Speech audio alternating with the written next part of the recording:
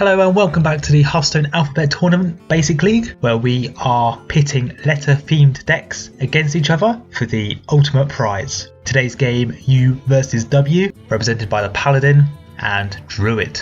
Taking a quick look at the deck lists, Paladin has True Silver Champion in the deck, which is a powerhouse of a weapon. It's going to help it really control the board, and Humility for when the Druid plays those bigger minions.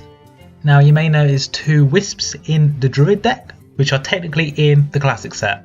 So, breaking the rules. But W only had 28 cards that were legal, and I really needed another deck in the tournament. And come on, it's two Wisps. Like, it's a disadvantage if anything.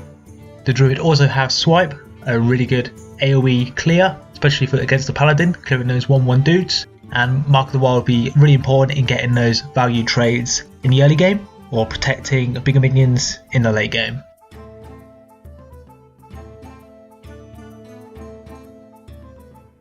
Okay, game number one. Let's do this. Paladin taking his first turn. He is going second, he has the coin. A couple of 2-drops, may want to coin one out. Then some later game minions. Druid has a similar hand, a couple of 2-drops, a couple of late game drops. Gonna want to save at least one of those oozes for True Silver Champion. Maybe wants to tempo one out to get a head start on the board. Oh, True Silver Champion. Maybe seeing that turn. Coined next turn. Goes for the charge rather than the taunt to make sure the Druid can't buff it up. We can see that he does have the Mark of the Wild, so he could have value traded there, but he also could have just clawed it. Either way would have worked. Red Svenhano. Good card to play on an empty board, turn 3. When I say good, I mean good for the basic league. Not going to do much in the standard meta.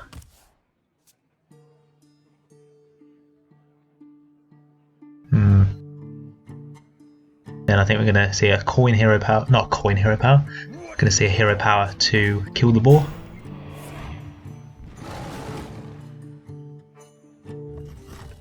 Going into turn 4, I think we could see a True Silver just to keep the 2-3 on the board, keep it nice and healthy. But if he just trades with the minion and plays coin 5-drop, I think that's a very strong play as well. When we get that Gurubashi out there early, so he can pick off some smaller minions, survive, get enraged, ready to kill a bigger minion.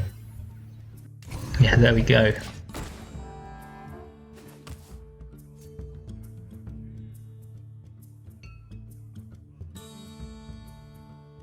Druid not looking in the best spot now. It's probably going to have to play a minion just so the Paladin isn't just going straight face and building a wider board. Would really like to draw some swipes or something. I think he's thinking about the Frostwolf 5 mana guy because it's just the biggest body. We'll require both of them to attack it. But instead chooses to kill that and pass the turn. Not even playing the Bluegill Warrior, which is also in the Paladin's hand. I think that...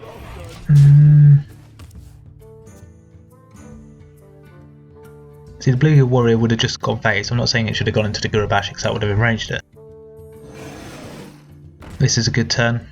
Very nice. Puts a big taunt in the way, gives it 7. So they can both go into it. The Gurubashi won't die, but this is surely a turn for True Silver. Surely. Oh, you could also see Bluegill. Yeah, that works as well.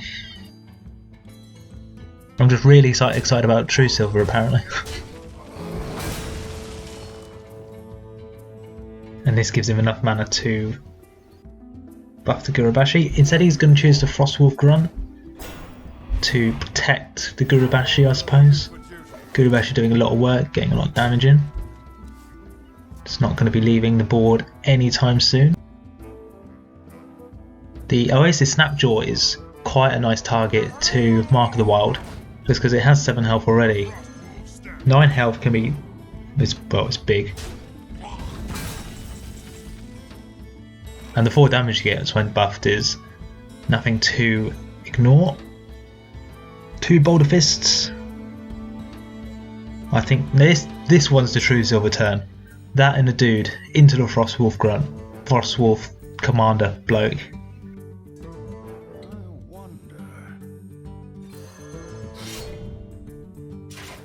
And has enough mana for the Cleric.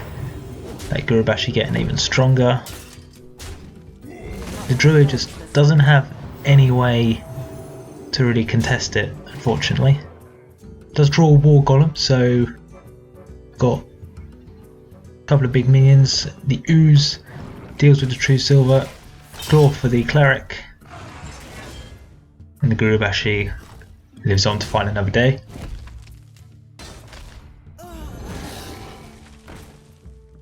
I think you just, until the Oasis Snapjaw is taunted up, I think you just leave it, because it only does 2 damage.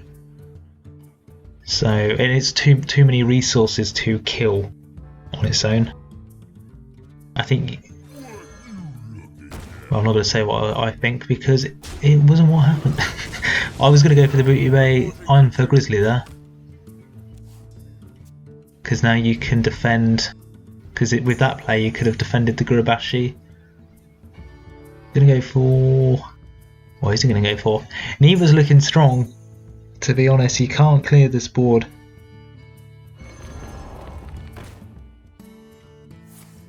If the Paladin draws a Humility next turn, it's gonna be all over.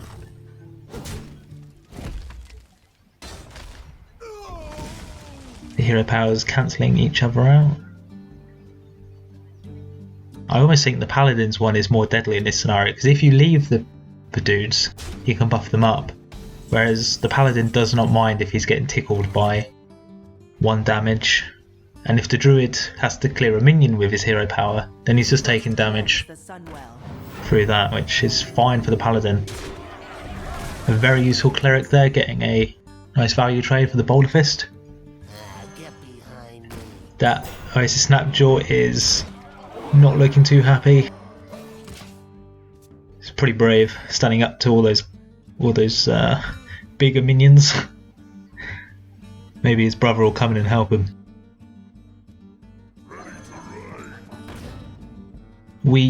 No! Ah, what?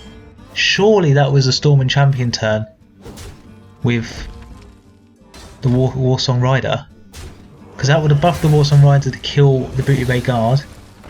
And you could have buffed up the Oasis Snapjaw to deal with the Gurubashi. You would have left the Boulder Fist, but you'd also have a 6/6 in play.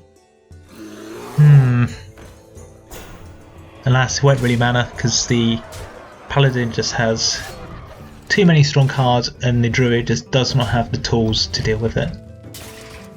Mark the Wild. It's going to slow down the Paladin for a turn, but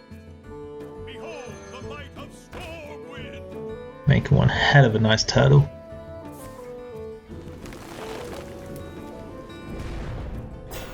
I think this may be the end of the Gurubashi Berserker. What a tirade he has been on.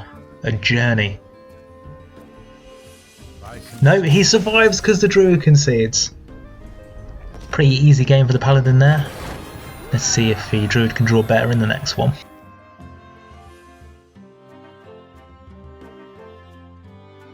Alright, game 2. Looking at the mulligans this time. Paladin keeps the lower cost Murlocs to maybe help create a bit of a wider board, very aggressive start. The Druid gets rid of the Wisp and draws a bit of a dud hand there. Oh dear, no minions. Does have the swipe in case Paladin gets too wide, which will be useful because there will be a few 1 health minions on the board. But wants to draw a minion soon. Going back to the Wisp, getting rid of the Wisp, because Druid doesn't have loads of card draw, if any, so you can't really refuel your hand after playing all those tiny cost minions. I think the Paladin has more card draw, so pretty big disadvantage for the Druid there.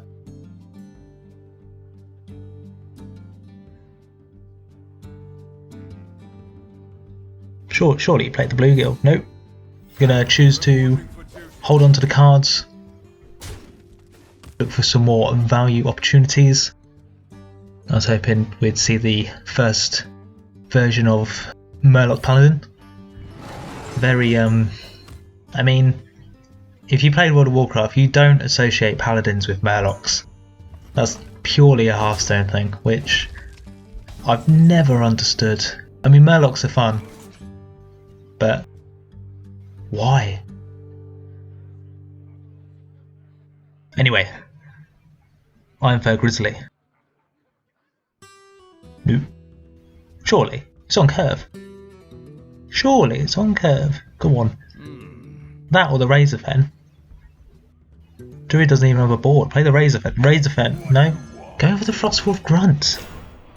Fair enough. Don't think it's the right play, but hey ho. I think well, yeah, sets himself up for that. Maybe the Paladin was anticipating swipe. Maybe.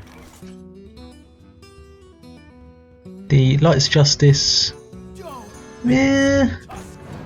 I mean, you play it obviously. I'm just wondering if it's a strong card. I mean, at the end of the day, it's at least 1 mana 4 damage to face, which, yeah, take that any day. Can be used to help pick off the Frostwolf Grunt in companionship with the Boar. It's not too bad. The Mark of the Wild will make this a bit tricky to get through. Gonna really slow the Paladin down, but he does have the bluegill. Kept that for this kind of occasion. So that won't prove too much of a problem. May lose the Razorven Hunter in the process, but it's going to be able to reload with one of those Iron Fur Grizzlies. Does he go for the left or the right one? Left. Nope.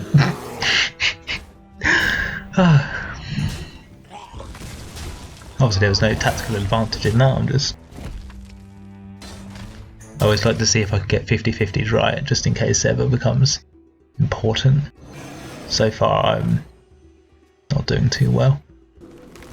Second Mark of the Wild comes down, makes a very big Yeti. True Silver Champion just in time to save the day. I think you put that over the Lights Hammer. Sorry, Hammer. Got priest artwork anyway. That was a very nice top deck. The Paladin may have been in trouble there if he didn't draw that or Humility. But alas he did. Druid cannot catch a break. He's going to be able to... what can he play? Maybe Storm and Champion, just because it will survive the dude and the weapon. No, he's decided to go for a pure kind of like 1-for-1 trade-off, which isn't great because obviously the Paladin has minions he can play. This is why weapons are so powerful, because you usually have them the next turn for essentially 0 mana. The Paladin doesn't care about his health total. The Druid kind of looking in a similar position as he was last game, where the Paladin has the initiative and the Druid doesn't have the tools to deal. The best hope he had was Mark of the Wilds, and they didn't do much at all. I think he's sending the bluegill into the Boulderfist because he knows or presumes that he must trade Boulderfist into Frostwolf, which I think is fair enough. I think you still do that even though it's clearly what the Druid wants, because you can reload, yeah, with some bigger minions here. The Groove actually comes back after a heroic game last time. I almost said yesterday. It wasn't yesterday. It was about 5 minutes ago. You could argue that watching this matchup feels like an entire day has gone past. But I don't think that. I am enjoying this. Double Stormwind Knight to tag team the bear. And then here's the Frostwolf that goes into the Ogre. The Paladin not playing by the rules, he went straight face. Humility comes down. I think that's going to see to the Stormwind Champion in the Druid's hand. Yeah, Gurubashi making short work of the Knight. was a mistake. Paladin forgot to put a dude on the board. I think we've all been there. Oh, we'll let him off because he's probably won this game anyway. Let's just be real. If Druid could come back from this, so if he draws War Golems and a Paladin draws duds, I wouldn't say Booty Bay Bodyguard is a dud. Get behind me. See, now you just rush face. Yeah, you put him on a 2-turn, well, 1-turn. Lethal. The Paladin deck is quite aggressive, I feel. Those True Silvers really help control the board, which lets his bigger minions just go face. And there we have it. 2 very easy games for the Paladin, who takes the game, takes the series.